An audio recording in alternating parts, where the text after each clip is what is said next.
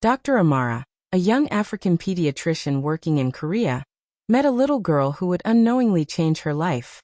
No-eul, the 5-year-old daughter of one of the nation's most powerful and most feared CEOs, had always kept her distance from everyone.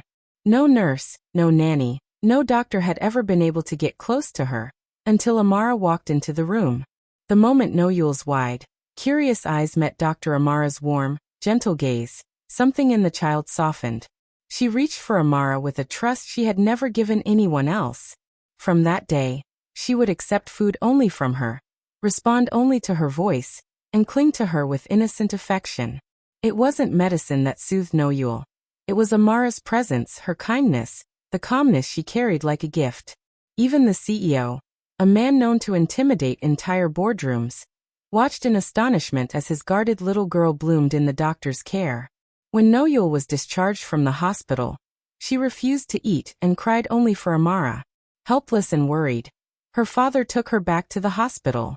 The moment No-eul saw Amara, she lit up like a sunrise. Her father, Jiho, watched in awe as the beautiful doctor lifted his daughter into her arms with gentle grace. Deep inside him, beneath years of grief, something stirred. He invited Amara to lunch as a gesture of gratitude. As they sat together, he found himself drawn to her warmth, her soft laughter, the kindness in her eyes. He had never expected to feel anything again. Not since losing his beloved wife Jian. They had been high school lovers, bound by a young and innocent love. Jian's death had left a hole in him so deep he once believed no one could fill it. But as he watched Amara feed his daughter, speak to her, love her without even knowing she did, he felt a new life whispering to his heart. And that was how their friendship began. Slow, gentle, blossoming like spring after a long winter. One evening, as the sun dipped behind the skyscrapers of Seoul, Amara received a call from her parents in Africa. Their voices were urgent. They wanted her to return home.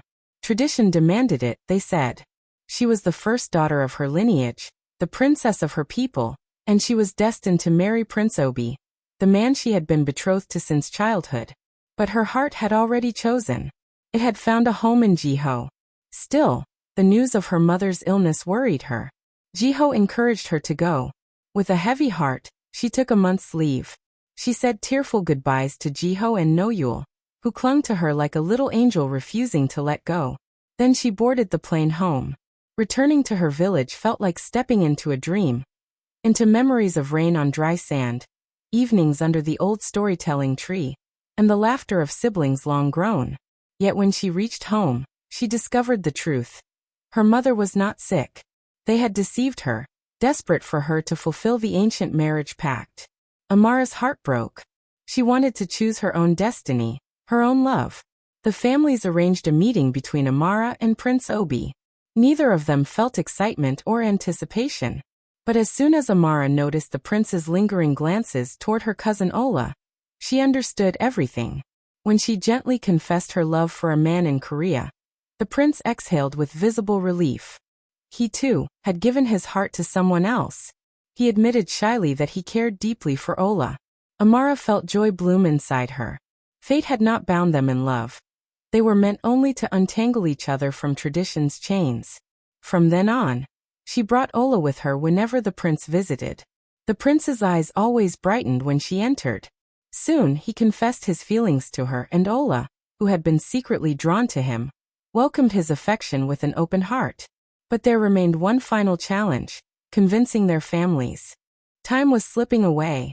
The prince suggested bringing Jiho to Africa. Amara explained everything to him, and without hesitation, he agreed to come. His parents supported him fully, knowing how deeply he loved her. When Amara told her own parents, they reacted with shock and hurt. "You are supposed to be the queen," her mother whispered. "I will not marry a man whose heart is not mine," Amara replied softly. "I love someone else, and he loves me." When they learned that the prince loved Ola, their anger hushed into stunned silence. Finally, her father sighed. "Children will always follow their hearts, and maybe that is how it should be." He agreed to break the betrothal. Amara felt hope return, light, warm, and free. A week later, Jiho arrived in Nigeria. Africa welcomed him with open arms, golden air, vibrant colors, warm smiles. The villagers whispered in excitement at the handsome Korean man who had crossed oceans for love. Amara ran to meet him. When she fell into his arms, it felt like the world aligned for the first time. Her parents looked at him with uncertainty. He was different, his culture, his world, his life. Could their daughter truly be happy so far from home? Sensing their doubts, Jiho spoke from the heart. "I love your daughter," he said. "Not even the distance between our worlds can separate us. My parents love her. My daughter loves her. And I cannot imagine my life without her." His sincerity melted their fears. Amara assured them that she knew the language, culture, and life in Korea. She would be safe. She would be cherished. With peace restored, both families met with the kingmaker and Prince Obi's family. The engagement was broken respectfully, and joy filled the air rather than bitterness. Ola and the prince rejoiced. Amara and Jiho rejoiced. Love had rewritten tradition's ancient script. A few days later, the village erupted in celebration. Amara was to be married traditionally. The compound was adorned with vibrant colors. Drums echoed through the air. Women sang. People danced. Joy spilled into every corner. Amara wore a breathtaking traditional attire, glowing like royalty. Jiho wore a rich red Korean outfit, blending his heritage with hers in honor. The bride price was presented, the rituals performed, and with reverence and grace, Amara offered Jiho the ceremonial wine. When he drank it, their bond was sealed forever. Her father blessed them, and the village rejoiced. Two worlds had become one. A few days later, the newlyweds boarded a plane bound for Korea, where another wedding awaited them, this time hosted by Jiho's family. Their journey together had only just begun, but one truth was already clear. Love had crossed oceans and traditions to bring them together. And love had won. Korea welcomed them with the gentle breath of spring.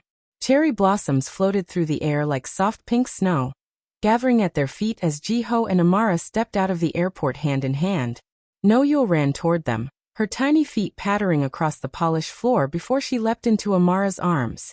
"Yama Amara," she squealed, a name she had started using during Amara's absence. Amara's heart dissolved into warmth.